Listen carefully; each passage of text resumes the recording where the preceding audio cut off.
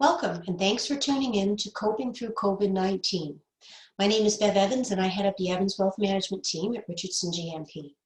My team and I originally presented this as a virtual live town hall meeting on April 17th, and we had such great feedback from clients, found it helpful, and asked if we had a replay available. So we are going to actually do this as a series of 3 different segments, with today focusing on stress and stress relief. And I hope you're going to enjoy it. I'm going to turn my video off so I can focus on the content, and I hope you enjoy the presentation. I'll see you back here in about 15 minutes.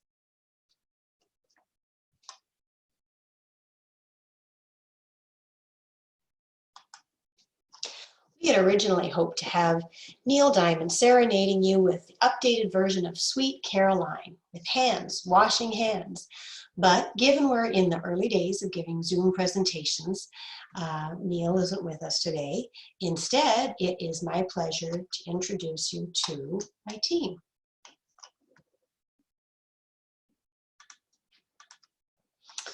And here we have the Evans Wealth Management team, in case you're not a client. We have an investment advisor and my partner, Ashley Curran, on the right, our associate, Maria Jakovich, on the left, and I'm Bev, the portfolio manager and wealth advisor on the team, and I'm happy to be your host for this segment and this series. I'm going to start this session the same way as I did with our live session, and that is just by asking, how are you doing?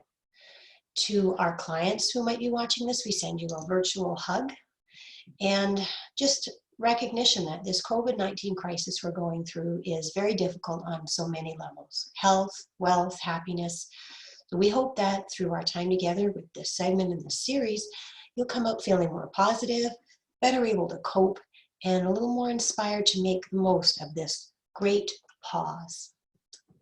So let's have a look at how this series is going to work. It's a little different from the live version in that we will not be having the town hall question and answer session. But you are currently watching segment 1, and we'll be focusing on understanding stress, what causes it, and sometimes the ways that we cause it ourselves. I'll also provide some tips for coping with uncertainty and disruption, and that'll be our first segment. I also hope you'll join us again for segments 2 and 3, where we'll continue to tackle some of the main challenges of these times, how to better handle stress and stay positive, and how to work effectively from home. As far as housekeeping, just sit back, relax, and I hope you enjoy following along with the slides. Let's get started. The first thing for those who are not clients is just to understand the key foundation of our relationships with our clients is something that we call life wealth. And that's what our clients have come to count on. It means bringing them the resources, the contacts, and the expertise to help them make informed decisions with confidence when faced with some of life's more challenging transitions. And you'll see a lot of these here. In some cases, we will have dealt with one and sometimes more of these through our lifetimes. And these are situations our team is very familiar with. But I don't think any of us could ever expected that all of us would be going through this same massive transition now together. The novel coronavirus and COVID-19 pandemic has abruptly changed our lives in some ways, perhaps forever. This is not only a case of an immediate impact that we've all experienced some of these things that you see here in the photos, but there will also be the lasting impacts to our economy, to our healthcare system, to how we interact socially, and of course for many families who are being affected directly, things will never be the same, and that's scary. I don't know about you, but I find, I still have my share of mornings where I wake up with that tight feeling in my chest thinking, this just can't be happening, and yet it goes on. Of course, we're also wondering, what if? What if it happens to me, somebody I care about? It's all very stressful. But our life wealth philosophy grounds us. The team and I are here to help you by bringing you practical ways to cope through the crisis. And to start, we're going to step back from it for a few minutes just to get some context around where stress comes from. This is not a medical assessment, but it's just from my study of being a lifelong learner, taking business coaching for 10 years and distilling a lot of the information that we've been receiving over these last 4 or 5 weeks. So let's have a look and try to get a handle on taming stress, understanding where it comes from in the first place. So let's really recognize that there are probably only 2 things out there in the world that we need to be concerned with. One is the things that matter, and one is the things that we can control. Think of these as sort of 2 halves of the whole. And they are the things that we need to be thinking about, really, because so much else doesn't. We want to start with what we can matter, what we can control. And we can start with things that matter and look at the intersection of the 2, because this is where we're going to have the most likelihood of having an impact on the outcome. We use the same thinking in our investment process.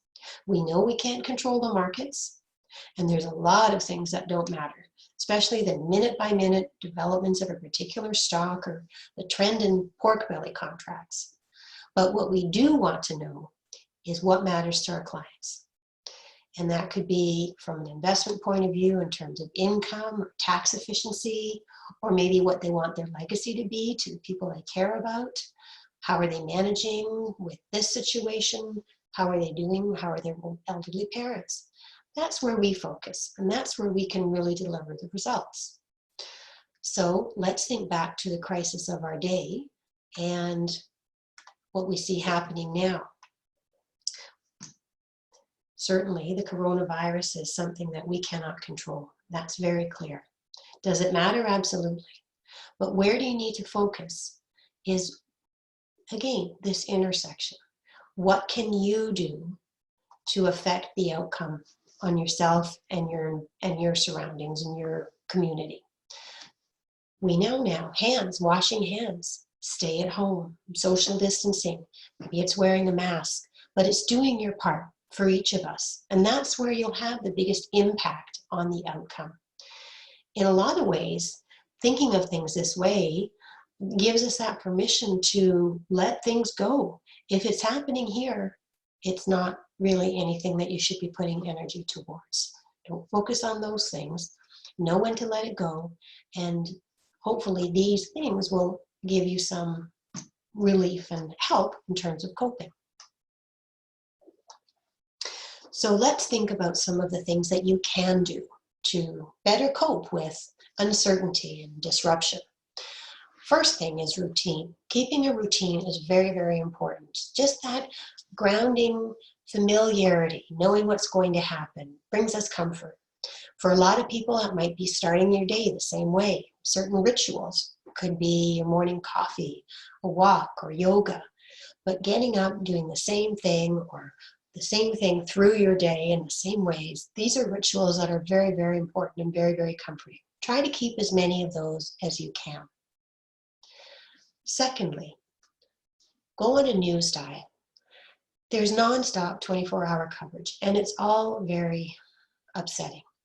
If you stick to 1 or 2 times a day, the 6 o'clock news, for example, and just checking in on what's going, you'll be informed and up to date without just giving yourself all that extra anxiety.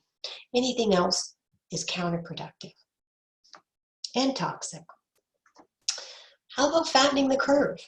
So many of us have extra time. We're spending it all at home, and many of us have turned to cooking as a new way to sort of enjoy time with family members, maybe eat a little bit healthier. We're not picking stuff up on the go. We're making homemade meals. So there's lots of ways to also get some ideas with that, like an app called Fridge to Table. That'll help you come up with a recipe depending on what you have. Just give it a list and it'll make a suggestion. Or maybe Epicurious. That's got step-by-step guides and videos that can help you whip up something very, very basic to even the most sophisticated of soufflés. Exercise, speaking of fattening in the curve, is really, really important. And exercise has got so many benefits that it's something you really want to make sure is part of every day. Exercise has got mental health benefits, a feeling of satisfaction and accomplishment, releasing endorphins, making your immune system stronger. And I think we can all agree at a time like this, that's something that we really, really want to spend some time on. Relationships. Invest in yourself and invest in your relationships. I'm sure there's lots of people that you haven't had a chance to check in with, and this is a great time just to reconnect, call an old friend, call a family member that you haven't had a chance to talk to in a long time. Maybe invest in yourself through, reinvigorating a hobby that you've often spent time enjoying. Or maybe it's picking up a new hobby. Could be old movies, could be one of those jobs like cleaning up old photo albums that you've always been wanting to get around to. Audible books, all kinds of things that you could be doing to make your time productive. How about that list that we all have? When I get around to it, the linen closet, the kitchen cupboards, maybe outside raking around the house. Maybe it's a digital housekeeping, cleaning up your computer. There's all kinds of things that we've always been waiting for time to, and this is a great opportunity to write some down and get at them. Really good feeling of satisfaction and something to show for all the time that we're spending in our homes. This is also a time to think of ways that you might be able to help. There's a lot of need out there, whether it's your neighbor in your community who's on their own, maybe checking in with them, seeing if they want to have a chat or dropping some groceries on their doorstep. Maybe it's broader in terms of reaching out to the communities that are so much in need right now, making your 2020 donations early. Maybe there's a way you can also help in terms of just tying in a couple of those things. I know in my case, I was able to clean out my linen closet in the process of supporting a community group that was making homemade masks for hometown heroes and delivering them to frontline workers.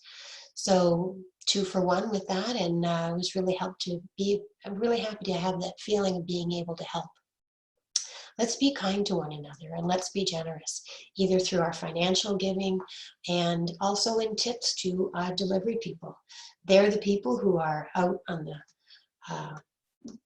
front lines every day, making sure that you receive your food deliveries and services. So being kind and being generous, I think, is a really, really good way to cope and make yourself feel more productive and positive.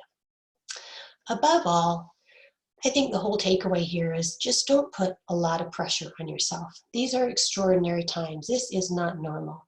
You want to take each day as it comes. Just take that on, no more, and be good to yourself. Self-care is really, really important. So this is really the summary that we have for our first session. And the next one we're going to have is segment 2. And I'm going to join you again here just for a moment.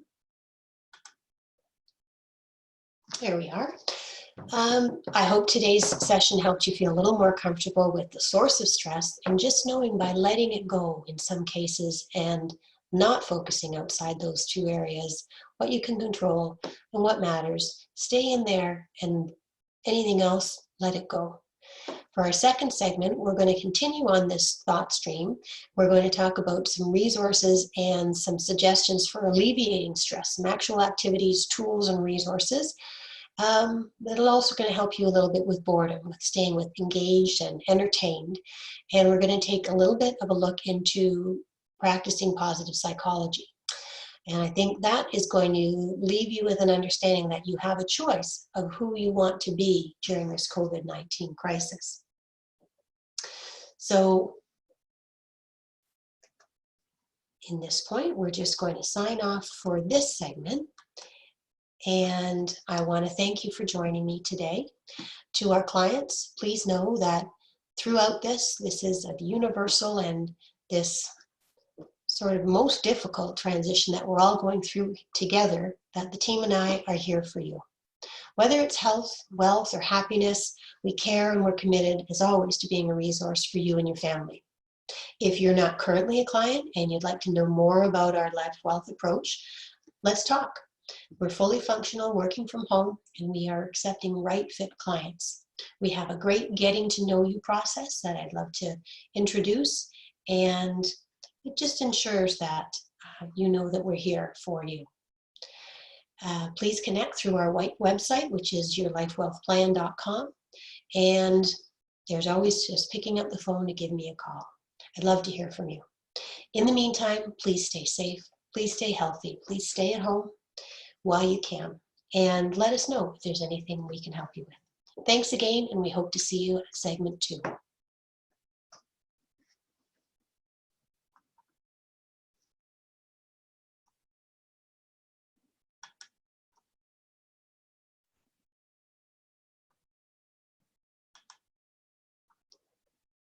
Yay!